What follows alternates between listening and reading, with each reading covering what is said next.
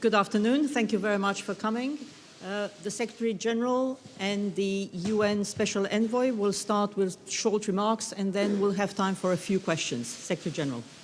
Good afternoon. It's really a great pleasure to welcome Special Envoy Jolie to NATO headquarters. Angelina, you have really a strong voice and we admire your leadership, your great leadership in the fight for empowering women and the fight against sexual violence. And therefore, I'm also pleased that we have agreed to work together, and I really look forward to working together with you, addressing these very important issues. NATO is a military alliance, providing defense against military threats. But we are also a political alliance based on our core values: democracy, individual liberty, the rule of law, and the UN Charter. Therefore, NATO has the responsibility to be a leading protector of women's rights. We know from experience that strengthening the role of women in the armed forces is not only the right thing to do, but also the smart thing to do. NATO has a long record of fighting extremist groups such as the Taliban and ISIS. These groups have the oppression of women at their very core. Therefore, I welcome the progress NATO and NATO allies have made on the battlefield against extremism. We remain committed to this fight. Sexual violence is a tactic of war against women and girls, but also men and boys. NATO is already doing a lot to tackle this issue, but there is more we can do. Today, Special Envoy Jolie and I have decided to work together, focusing on 3 points: training, monitoring and reporting, and awareness. First, training. NATO expects that all our troops live up to the highest standards of professionalism and respect for others. We already have extensive pre-deployment training for soldiers and civilians operating in the field. We deploy gender advisors in our operations, for instance, in Kosovo and in Afghanistan. In fact, you will meet some of our gender advisors later on today. You will also meet our top military commanders, and there you can discuss how we can work together addressing training of NATO soldiers. In addition, every day, NATO is training partner militaries around the world. We will look to strengthening existing training on combating sexual violence. Second, monitoring and reporting on sexual and gender-based violence in conflict. This is a core task for NATO commanders in the field. We must be faster and more systematic in our reporting. Better data will help identify patterns and trends so that NATO can respond more quickly to prevent violence and help bring perpetrators to justice. Third, awareness. We must shine a bright light on these darkest of crimes. Increased awareness will help put gender violence higher on the agenda and contribute to changing behavior. Awareness triggers action. So thank you once again for being with us today and for being a powerful advocate for those who are the most vulnerable. Your presence helps raise awareness of what we are doing and especially of what more we must do together. I look forward to working with you to turn our words into actions. So Angelina, please, you have the floor. Thank you. Thank you very much. I'm very honored to make my first visit to NATO. Violence against women and children particularly sexual violence, is an increasing feature of conflict and insecurity worldwide. Yet the use of rape as a weapon of war has been regarded inevitable feature of conflict as a lesser crime and a problem too difficult or too uncomfortable for societies to address. This is a historic injustice and a critical issue of international peace and security. This is rape used as a weapon to achieve military or political goals. It affects men and boys as well as women and girls. It is used as a tool of political control, terrorism, and ethnic cleansing. It is a major factor in the creation of refugee flows. Wherever it occurs, peace is far harder and far more costly to achieve. It therefore has a direct bearing on NATO's efforts to protect stability and manage crises that affect the security of Europe and global security. So we have talked today about NATO's potential role in helping to create greater global accountability and deterrence for crimes against women in conflict zones, to increase the representation of women in militaries, and to strengthen training and doctrine to make NATO the global leader, military leader in this area. As the Secretary General said, we are going to focus on training, reporting, monitoring, and awareness as a way of ending impunity. But this is not only a question of protecting women. This is a question of valuing women. As the Secretary General and I have discussed today, none of the challenges we face, from civil conflicts to the global refugee crisis, can be addressed without far greater attention to the needs, rights, and positive contribution of women. This has been a missing piece in so many of our efforts to prevent and resolve conflicts worldwide for generations. There can be no lasting peace and security without equal rights and participation for women in all societies. And those rights cannot be achieved in an environment where there is impunity for mass crimes against women and girls. I'm very impressed and encouraged by the commitments NATO has already made and the signal that that sends to other militaries around the world. Our meetings today have been about how we can build on those commitments together and to go forward. As the Secretary General has said, we have just met with the North Atlantic Council and Military Committee, and I will be having further meetings with NATO political representatives and NATO commanders this afternoon, including Supreme Allied Commander Scaparrotti. I am very grateful to you, to the Secretary General, for his leadership.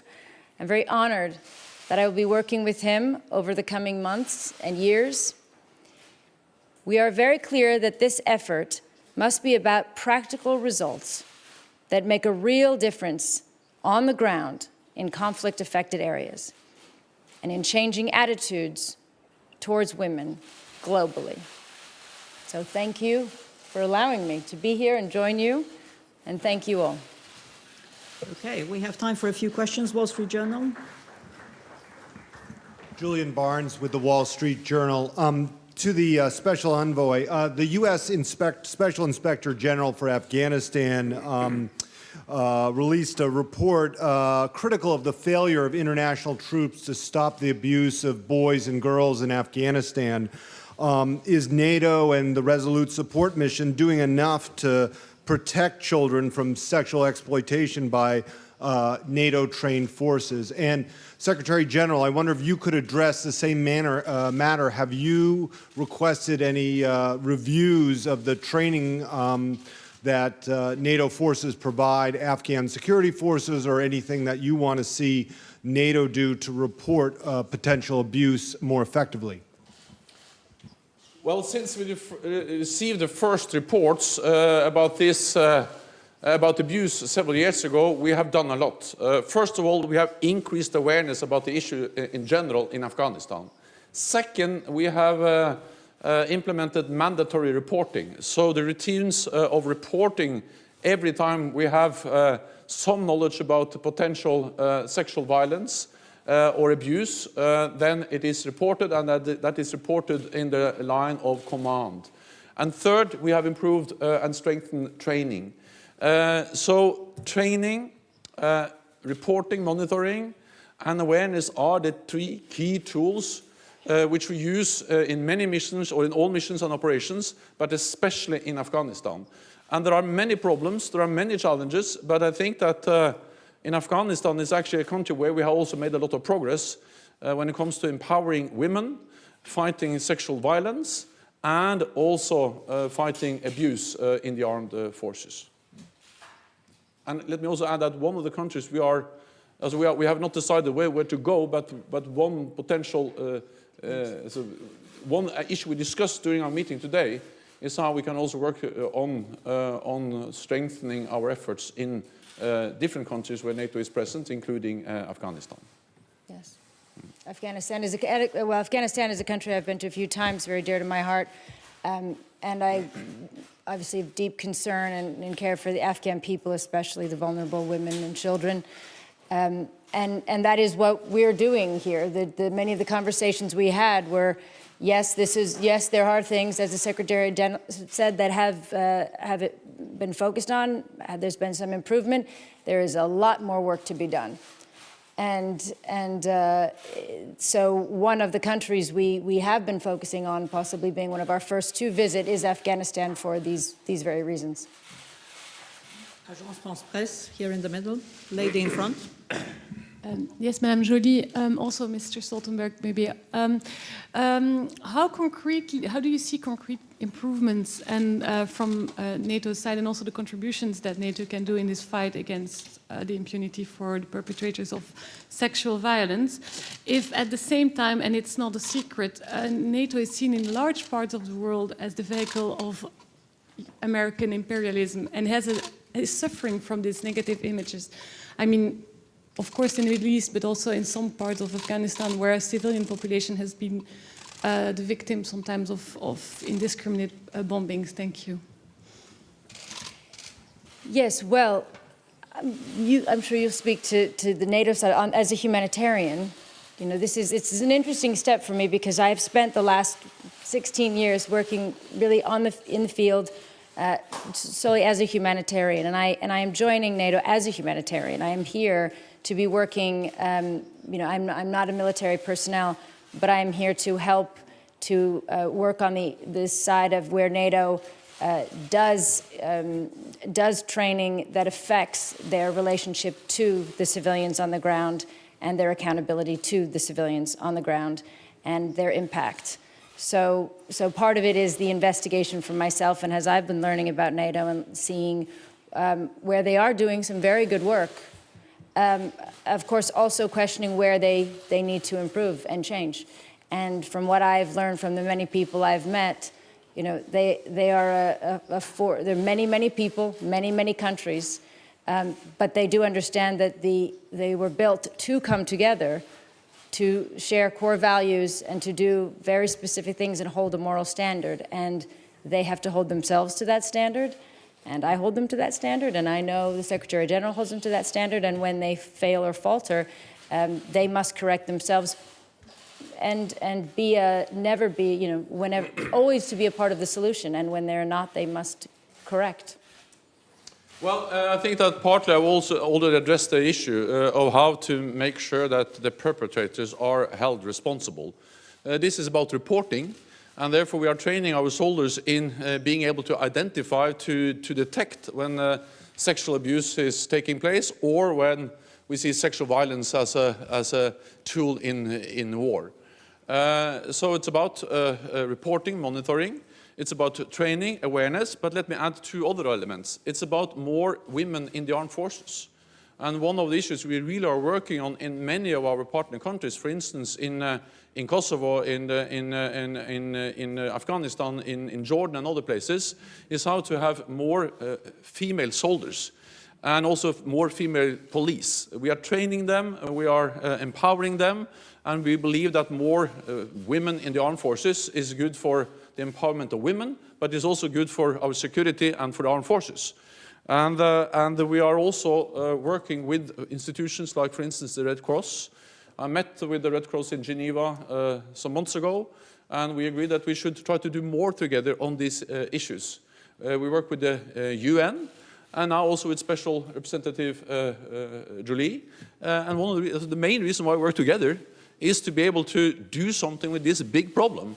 By working together with her, I really believe that we can step up the efforts, do more, increase awareness, and then also be able to hold more of those who are responsible for these crimes accountable.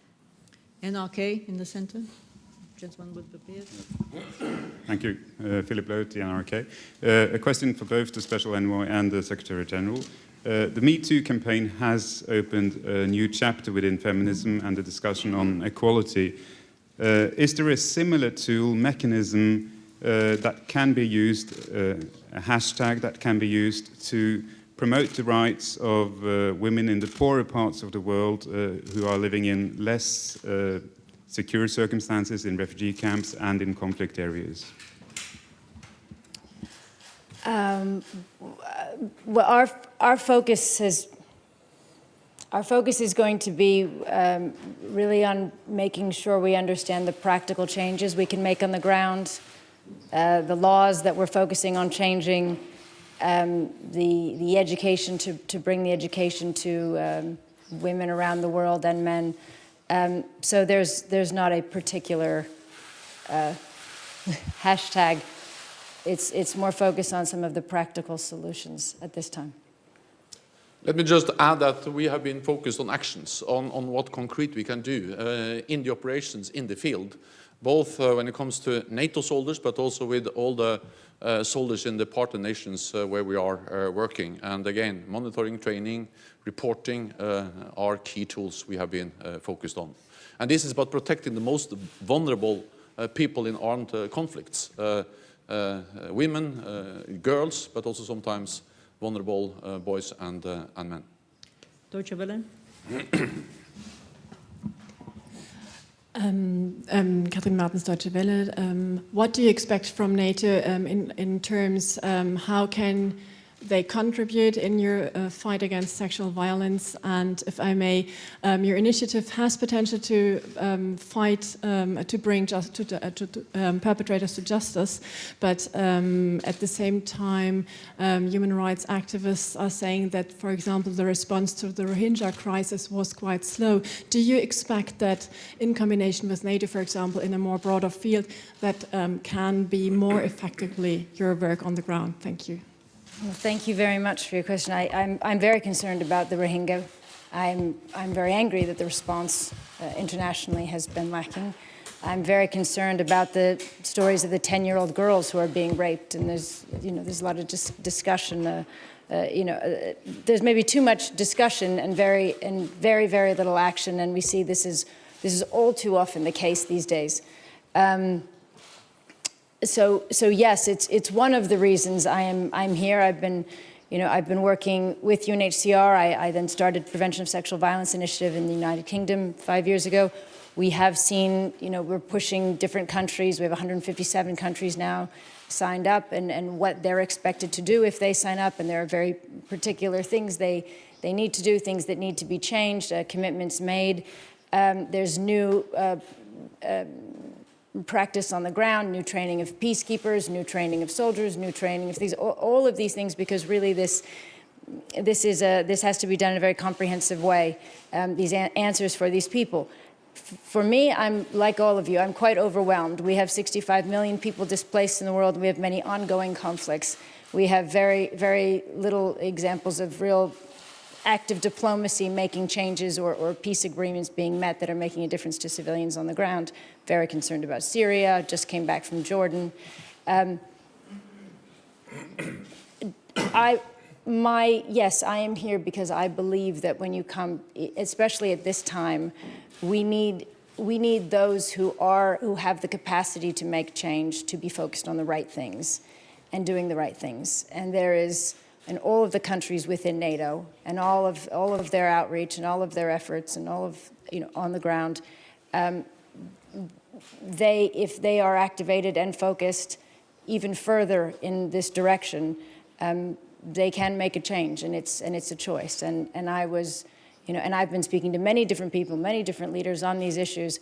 I cannot tell you what it meant when I first spoke to the Secretary General and found his really true commitment to this issue and to push on the other countries to do more, which will then push on those in the field, which will then get to the civilians into the field.